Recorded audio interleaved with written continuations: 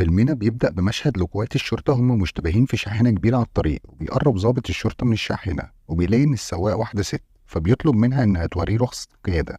تقول له الست إنها نسيت كل الأوراق في البيت، فبيشك الضابط فيها وبيقرر إنه يفتش العربية، وبتتفاجئ الشرطة لما بيلاقوا إن الشاحنة فيها عدد كبير جدا من الكلاب. بعدها بنشوف محققة اسمها إيف بتوصل لمركز الشرطة وبتدخل غرفة الحجز، وبنشوف الست اللي كانت سايقة الشاحنة وهي قاعدة وبتكون متعورة في ظهرها. تقول إيف للمتهم إن هي محققة لكنها في الأصل طبيبة نفسية، وإنها تم استدعائها لأن الشرطة محتارين ومش عارفين يحتجزوها في حجز الرجالة ولا حجز الستات. ما بتلف الست بتتفاجئ إيفي إنها أصلا مش ست، وإن هو راجل متنكر في هيئة واحدة ست. يرفع المتهم الباروكة من على شعره وبيقول لإيف إن اسمه دوج، والغريب إن إيف بدل ما تسأل دوج علشان تعرف معلومات عنه، هو اللي كان بيسألها عن حياتها. جريء إيف في الكلام وبتجاوبه على كل أسئلته، وبتقول له إن هي مطلقة وعندها طفل عمره 9 شهور. تسأله إيف إذا كان عنده أطفال، وبيقول لها إن هو عنده أطفال كتير جدا. فبتفهم إيف إنه يقصد الكلاب اللي واقفة في عربيته. يقول لها دوج إن الكلاب أنقذوه من الموت أكتر من مرة، وعلشان كده هو مديون ليهم بحياته. وبيقول لها إن هو بيحب الكلاب أكتر من البشر. وبيقول لها دوج إن الكلاب عندها عيب واحد بس، وهي إنها بتثق في البشر. فبتستغرب إيف وبيبتسم دوج وبيبدأ يحكي لها قصته. بنرجع لأيام طفولته، بيكون دوج عايش وسط أسرة فقيرة مع أبوه وأمه وأخوه ريتش. يكون أبوه بيربي الكلاب علشان يخليها تقاتل في مباريات المراهنات ويكسب فلوس كتير من وراها، وعلشان كده أبوه كان بيجوع الكلاب ومش بيرضى يأكلها علشان تكون شرسة في القتال. كان دوج وأمه متعاطفين مع الكلاب ونفسهم يساعدوهم، بس أبو دوج كان بيضرب مراته في كل مرة بتقدم فيها أكل للكلاب من وراه. وقتها بيقرر دوج إن هو اللي يقدم الأكل للكلاب بدل من أمه، لحد ما في مرة بيشوفوا أخوه وبيبلغ أبوه اللي بيتعصب وبياخد دوج وبيحبسه في قفص الكلاب. يقول الأب لدوج إن هو من اللحظة دي هيعيش مع الكلاب للأبد، وساعتها بتحس الأم بالضعف لأن هي مش قادرة تساعد ابنها، وبتقول له إن هي حامل وإنها تهرب علشان أخوه يعيش حياة أفضل. ترمي الأم لدوج أكل كتير قبل ما تمشي علشان ياكل منه، وبيقسم دوج الأكل بينه وبين الكلاب اللي معاه في القفص. وبتمر أيام كتير على دوج وهو محبوس في قفص الكلاب. عود الكلاب عليه، ولما بيجي الشتاء بيتلموا كلهم حواليه وبيقربوا منه علشان يدفوه ويحموه من البرد. ريتش من أخوه يقفت على القفص بيكون مكتوب عليها جملة رجل الكلاب، وبتعجب الجملة دوج وبيتشهر بيها لما يكبر. في يوم بيجي لدوج شاب من الحي اللي هو ساكن فيه اسمه خوان، وبيكون مع خوان كلب صغير لقاه في الشارع، وبيعجب دوج جدا بالكلب وبيشكر خوان وبيقول له انه مستعد يقدم له اي خدمة. خوان ان في راجل عصابات اسمه ديجو بيبتز امه وبيطلب منها فلوس كتير مقابل الحماية، وان ديجو بيهدد امه انها لو ما دفعتش الفلوس هيدمر لها المغسله بتاعتها. دوج لاخوان انه يروح يطمن امه ويقول لها ان ديجو مش هيضايقها تاني ابدا. ده بيتنكر دوج فايقه واحده ست وبيخرج للشارع. وقت ده بيكون ديجو في الحانه، لاقي كلب صغير بيدخل عليه ومعاه تليفون في بقه، واول ما بيحط الكلب التليفون قدام ديجو بيرن. يرد ديجو على التليفون وبيكون دوج هو اللي بيكلمه. في نفس اللحظه دي بيدي دوج اشاره لكلب تاني انه يعض ديجو من منطقه حساسه في جسمه. يقول دوج لديجو في التليفون ان الكلب ده ممكن يقتله في لحظه لو ما سمعش كلامه، وبيطلب منه دوج انه يبعد عن الست صاحبة المغسلة وما يقربش منها تاني وما ياخدش منها اي فلوس نهائي. وبيوافق ديجو طبعا على طلب دوج. بنشوف دوج وهو مبسوط لانه قدر يساعد خوان وامه. وبتظهر ايف وهي رايحه شغلها وبتتكلم في التليفون مع طليقها. يكون بيطلب منها انه يشوف ابنه، بس ايف بتقول له ان المحكمه قالت انه خطر عليه لانه مدمن، وبيهددها طليقها انه هيخطف الولد وبيقفل السكه على كده. راح ايف للمكان اللي كان بيعيش فيه دوج وكلابه، لاقي جثث كتير واثار لطلقات رصاص على الجدران. بتقابل دوج علشان تعرف منه باقي حكايته. تسال ايف دوج ازاي خرج من القفص اللي كان محبوس فيه. تحكي لها دوج ان وقت ما كان محبوس في القفص مع كلابه كان بيربي كلاب صغيره لسه مولوده، وشافه اخوه ريتش وراح بلغ ابوه. خد الاب بندقيته بيروح على قفص الكلاب علشان يقتل الكلاب الصغيره، وبيقف دوج قدام ابوه علشان ما يقتلش الكلاب، لكن الاب بيتجاهل دوج وبيحاول يبعده عن طريقه. يجي طلقه في ايد دوج وبتطير عقله من صباعه. وقع دوج على الارض وايده بتنزف، وبياخده ابوه بيدخله على البيت بسرعه. بيحط دوج عقله صباعه المقطوع في كيس، وبيدي الكيس لكلب صغير وبيوري له صوره عربيه الشرطه، فبيفهمه الكلب وبياخد الكيس وبيجري على الشارع بسرعه لحد ما بيوصل لعربيه شرطه. يحط قدام الشرطي وزميله الكيس اللي فيه صباع دوج المقطوع، واللي اول ما بيشوفوه بيفهموا ان الكلب بيرشدهم عن جريمه، وبياخدهم الكلب وراه لحد ما بيوصلوا لبيت دوج. قبض الشرطه على ابو دوج واخوه، وبنعرف ان الطلقه بعد ما قطعت صباع دوج خبطت في الجدار وردت في ظهره واستقرت في النخاع الشوكي. كان دوج القدره على المشي نهائي بسبب الاصابه، وده بسبب ان الاطباء ما قدروش انهم يخرجوا الرصاصه من جسمه لان ده هيكون فيه خطوره على حياته. هم بيركبوا له دعامات في رجله علشان تساعده على المشي، بس لو الرصاصه اتحركت من مكانها في اي وقت هتقضي على حياه دوج.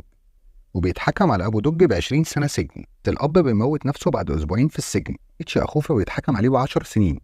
بس بيخرج بعد 5 سنين بس لحسن السير والسلوك. في اليوم اللي بيخرج فيه ريتش من السجن بيكون في مجموعة من الكلاب مستنياه وبيهاجموا وبيقتلوه.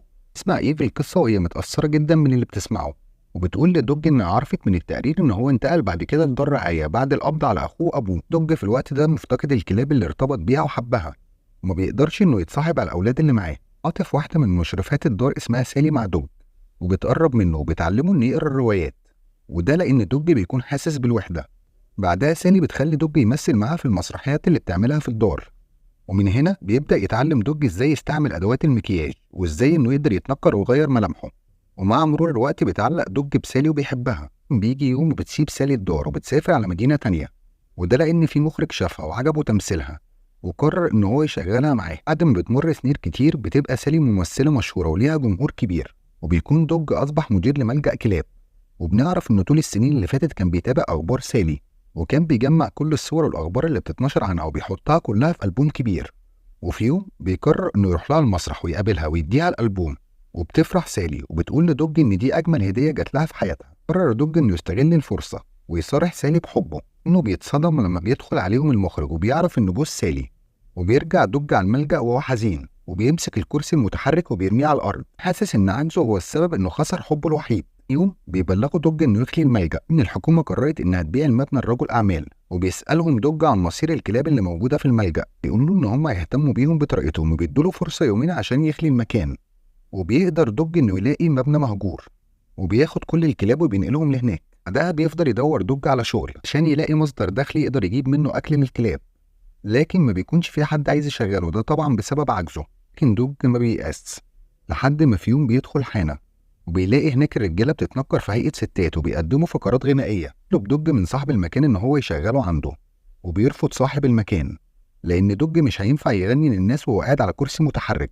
دوج يقف قدامه علشان يعرفه انه بيقدر يقف على رجليه، وبيتعاطف معاه كل اللي شغالين في المكان، وبيقولوا لصاحب الحانه انهم هيساعدوا دوج لما يجي يقدم فقرته. في اول يوم لدوج في الشغل وبيتنكر في هيئه واحده ست ورا الستاره بمساعده زمايله، واول ما بتفتح الستاره بيغني دوج. يعجب كل الموجودين بصوته وبيسقفوا له. بتتقفل الستاره بيجري عليه كل زمايله وبيقعدوه، لان دوج بيكون تعب ومش قادر يقف على رجله رغم من شغل دوج، الا ان مرتبه ما كانش بيكفيه لا هو ولا الكلاب.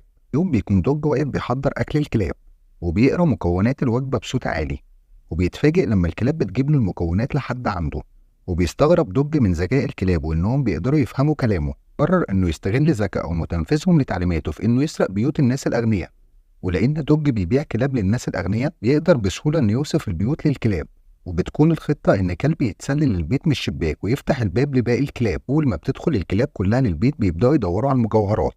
وفي يوم بيسرق كلب عقد الماظ من بيت ست غنيه، ولما بتبلغ الست شركه تامين بيجي موظف من الشركه علشان يعاين البيت. هرب موظف التامين من سرقه العقد رغم كل احتياطات الامن الموجوده في البيت، وبيطلب الموظف انه يشوف تسجيلات الكاميرات. بس الموظف ان في كلب صغير بيجي وبيتصاحب على كلاب الحراسه وبيلعب معاهم. بعدها بيدخل للبيت بكل سهوله، وبيطلب الموظف انه يراجع تسجيلات الكاميرات لكل البيوت اللي اتسرقت خلال الفتره اللي فاتت. لما بيراجع التسجيلات بيكتشف ان الكلاب هي اللي بتنفذ عمليات السرقه، وبيتبع مسار الكلاب، وبيشوف الكلاب بعد ما بتقوم بالسرقه بتروح على شاحنه كبيره، ومن خلال رقم الشاحنه بيقدر الموظف انه يوصل لدوج وللمكان اللي هو عايش فيه. لكنه اول ما بيجي يدخل المبنى بيلاقي كلب شرس واقف قدام الباب، وبيرفع كريس عليه المسدس، وبيشوفه دوج من خلال كاميرات المراقبه، وبيفتح له الباب علشان يدخل، وبيطلب من كل الكلاب انها تبعد عنه. كل كريس وبيقابل دوج وبيقول له انه معجب جدا بذكائه وتدريبه للكلاب على السرقه، وبيعرف كريس دوج انه موظف شركه التامين وانه مش هيبلغ الشرطه، وده في مقابل انه يسلموا كل المجوهرات اللي هم سرقوها خلال الفتره اللي فاتت. كريس طمعان في المسروقات لنفسه، وبيشاور دوج لكريس على الخزنه اللي فيها المجوهرات وبيعرفه الرقم السري، وبيفتح كريس الخزنه وبياخد منها المجوهرات، وبيطلب دوج من كريس انه يقعد يتعشى معاه، وبيقول له ان هو مش مهتم لامر المجوهرات اللي هو خدها منه ويقدر يسرق غيرها بسهوله. وبيصدقه كريس وفعلا بيقعد يتعشى معاه. لكن فجاه بيدي دوج اشاره للكلاب وبيهجموا كلهم على كريس وبيقتلوه. ايف لدوج انه ارتكب جرائم كتير وانه لازم يتحاسب عليها، وان هو ممكن يواجه عقوبه الاعدام. لا دوج انه مش مهتم لانه بيعتبر نفسه انسان ميت اصلا. وبيحكي لها دوج ان في يوم بعد موت كريس كان في بيته كان بيستعد علشان يروح شغله في الملهى الليلي، وفي نفس الوقت ده بيكون ديجو ورجالته مسكوا اخوان وضربوه وعذبوه لحد ما عرفوا منه مكان دوج. واول ما بيوصل ديجو للمكان بيقتل خوان، بعدها بيقول لرجالته انهم يقتلوا كل الكلاب. مع دوج صوت ضرب النار وبيشوف ديجو ورجالته في الكاميرات. يؤمر دوج كلابه انها تستعد للحرب، وبتنجح الكلاب انها تستدرج رجالة ديجو وبتقتلهم واحد ورا التاني. تدرك الكلاب واحد من العصابة لحد ما بيدخل لمكان مليان مية. بعدها بيشد الكلب كابل الكهرباء وبيوقعه على الأرض وبيتكهرب الراجل وبيموت. وبيكون في واحد من العصابة على وشك إنه يقتل كلب صغير، لكن دوج بيلحق الكلب وبيضرب الراجل بالنار وبيموته. وبيتوتر ديجو ورجالته لما بيسمعوا صوت صراخ زمايلهم قبل ما يموتوا. وبينجح ديجو إنه يوصل لمكان دوج وبيضرب عليه نار وبيسيبه في ظهره. وبيقرب ديجو من دوج وبيكون على وشك إنه يقتله، لكن في الوقت ده بيهجم عليه 3 كلاب وبيقتلوه. ولما بتقبض الشرطة على دوج بيكون قلقان على مصير الكلاب. بتنزل كل الكلاب من الشاحنة وبتجري في الشارع، وبتقول إيف لدوج إن دي أغرب قضية هي حققت فيها. وقبل ما تمشي بتسأله هو ليه وثق فيها وحكى لها كل أسراره. وبيقول لها دوج إن في حاجة مشتركة ما بينهم، وبتسأله إيف عن الحاجة دي. بيقول لها إن هما الاتنين بيحسوا بالألم في حياتهم. وبتتأثر إيف وبتمشي وبتسيب المكان. بتاخد بالها وهي خارجة من مركز الشرطة إن في كلب في الشارع بيراقب المكان. وفجأة بالليل بتهجم الكلاب على مركز الشرطة وبتهجم على الحراس. وبتنجح إنها تاخد مفاتيح الزنزانة وتفتح لدوج. وبيخرج دوج من مركز الشرطة وبيتحمل وبيمشي على رجله لحد ما بيوصل لكنيسة. بسبب المجهود اللي بذله دوج بتتحرك الرصاصة اللي في ظهره من مكانها، وبيقع دوج على الأرض وبيموت. جمع حواليه عدد كبير جدا من الكلاب وبينبحوا وبيقعدوا جنبه. وفي اللحظة دي بتكون إيف بتبص من شباك بيتها وبتشوف كلب شرس قاعد قدام البيت. تفهم إن دوج هو اللي بعت الكلب علشان يحميها هي وابنها من طريقها. لحد هنا بيخلص الفيلم. لو عجبك ما تنساش اللايك والاشتراك في القناة علشان تتابع كل ملخصاتنا الجاية، ونشوفكم على خير.